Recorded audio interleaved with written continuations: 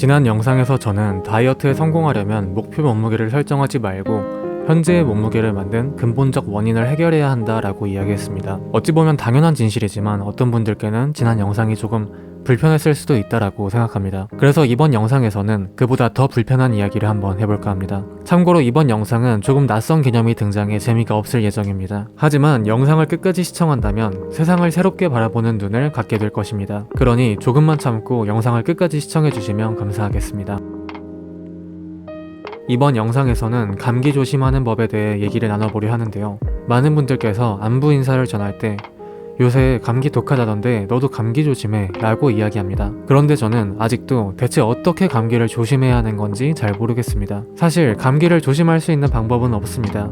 1나노미터는 머리카락 두께의 약 5만 분의 1에 해당하는 크기입니다. 감기 바이러스는 보통 20에서 30나노미터, 독감 바이러스는 보통 100에서 160나노미터라고 합니다. 100나노미터는 머리카락 두께를 500등분 한 것과 같은 크기입니다. 그렇다면 바이러스는 우리가 일상에서 쓰는 마스크를 당연히 전부 통과해 지나다닐 수 있습니다. 물론 안 쓰는 것보단 낫겠지만 그렇다고 아주 유의미하다 보기도 어렵다는 것입니다. 대체 이번 영상에서 뭘 말하고 싶은 건지 궁금하시죠? 이번 영상에서 저는 세상을 바라보는 관점에 대해 이야기하고자 합니다. 우리는 많은 일들을 인과론적으로 판단합니다. 감기가 유행하면 면역력을 키워라 라고 말하지 않고 감기 바이러스를 조심하라 라고 말합니다.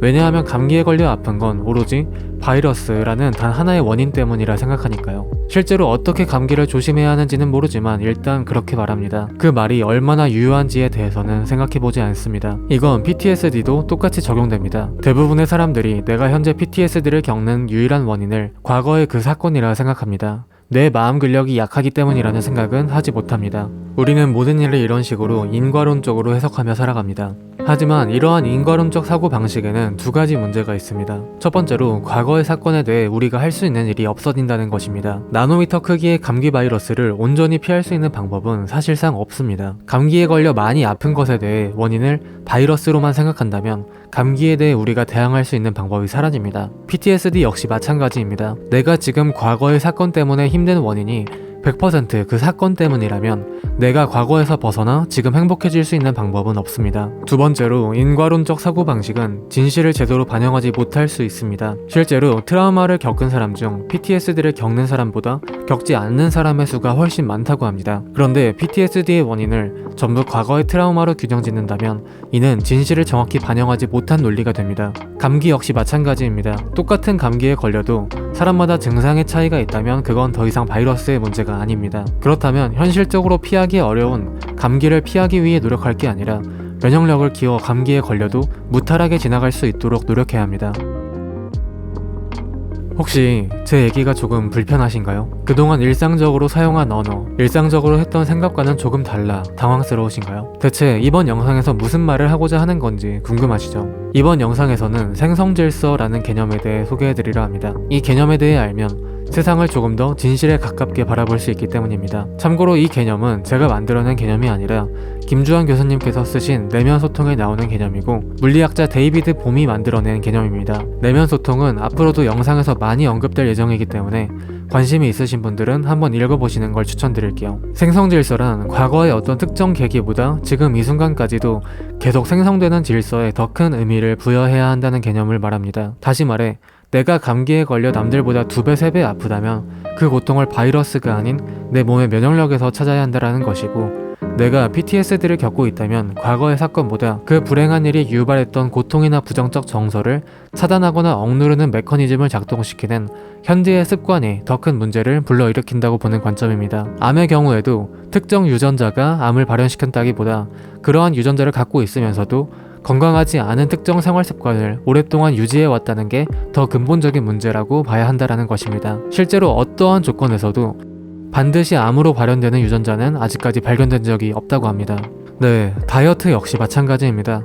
현재 내가 비만인 것은 잘못된 식습관과 생활습관이라는 생성 질서 때문입니다. 어떤 하나의 음식을 먹거나 먹지 않았기 때문이 아니라는 것입니다. 그렇다면 살을 빼기 위해선 하나의 다이어트 방식이나 상품, 서비스를 찾아볼 게 아니라 잘못된 식습관과 생활습관을 바꿔야 합니다. 그래서 지난 영상의 내용은 다이어트를 생성질서 관점에서 제가 해석하여 대본을 작성한 것입니다.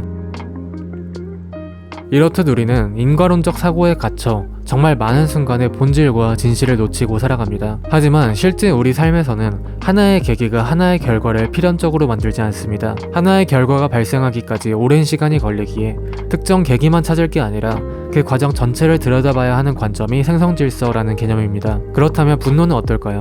내가 엄청 화나는 일이 있다라고 했을 때 우리는 보통 그 사건만이 내 분노의 유일한 원인이라 생각합니다. 하지만 이 역시 생성질서의 관점에서 해석하면 다르게 접근할 수 있습니다. 누구는 나와 같은 일을 겪어도 덤덤하게 넘어갈 수 있다면 정말 그 사건이 분노의 유일한 원인이라고 할 수 있을까요? 감기에 걸렸을 때 발생하는 고통을 내 몸의 면역력을 키움으로써 줄일 수 있다면, 누군가 나에게 잘못했을 때 내 마음의 면역력을 키운다면 분노와 감정적 고통을 줄일 수 있지 않을까요? 차분하게 평소와 다른 반응을 할 수도 있지 않을까요? 네, 맞습니다. 제가 다음 영상부터 소개할 내용이 바로 이것입니다. 우리는 얼마든지 마음의 면역력을 키울 수 있고 그럼으로써 감정을 다스릴 수 있습니다. 그리고 그 방법에 대해 앞으로 여러분께 소개해드리려 합니다. 이걸 배우면 대체 뭐가 좋은지 궁금하실 분도 있을 것 같습니다. 이 삶이 고통인 이유는 내가 감정적 고통을 겪을 일이 너무나 많기 때문입니다. 그런데 그때마다 원인을 외부에 놓으면 외부 상황과 타인이 바뀌지 않는 한 내 삶은 계속 지옥이 됩니다. 하지만 원인을 나의 내부에 놓으면 외부 상황과 타인을 바꾸지 않고도 지금 이 자리에서 평온함을 느낄 수 있습니다. 그렇기 때문에 우리는 생성질서에 대해 알아야 하는 것이고 이 삶이 고통인 이유를 밖이 아닌 안에서 찾아야 하는 것입니다. 그리고 마음의 면역력을 기르기 위해 노력하고 연습을 해야 하는 것입니다. 이 영상을 처음 보신 분들은 이 마음의 면역력이라는 것을 정말 기를 수 있는 건지, 노력으로 그게 드라마틱한 변화까지 만들어낼 수 있는 건지 궁금하실 것 같은데요. 자세한 이야기는 다음 영상을 통해 이어가 보도록 하겠습니다. 이번 영상은 여기까지고요. 재미없는 영상 끝까지 시청해주셔서 감사하고 그럼 저는 다음 영상에서 찾아뵙도록 하겠습니다. 안녕.